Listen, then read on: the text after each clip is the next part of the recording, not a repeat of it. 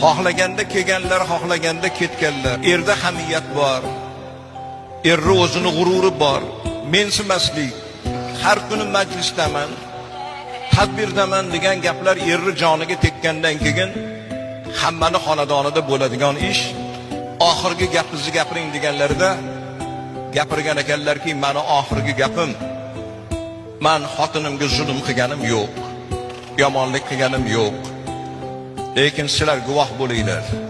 Shu ayol bilan qancha umr kechirgan bo'lsam, tun hamroh, kun hamroh bo'lgan bo'lsam, o'tkazgan hayotimdan, shu ayol bilan o'tgan kuni tunlardan men rozi emasman. Meni qanday xor qilgan bo'lsa, Xudo xor qilsin deb yig'lab chiqib ketgan ekanlar. Bu islomni ko'tara olmagan yer. La'nat o'qimagan odam qolmagan bu ayollik haqqiga.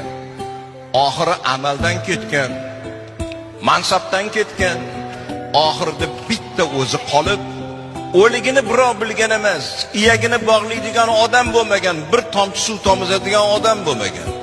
Shunaqa tarixi bu ayolni deb gapirgandan keyin o'sha erni duosi ijobat bo'ldi. Erni xo'rlagan erxo'rligiga uchraydi. Mazlumni duosiga to'siq yo'q, qabul bo'lmasdan ilojisi yo'q. O'sha er qarg'ab duo qildi o'sha yerda. Ayolni haqqiga duoibat qilgan.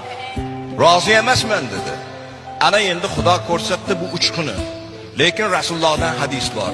Qayski bir ayol Allohning haqqini ado etsa, Allohning haqqidan keyin erni haqqini ado etsa, er men roziman desa, o'sha ayol jannatga xohlagan eshigidan kirib keladi dedilar.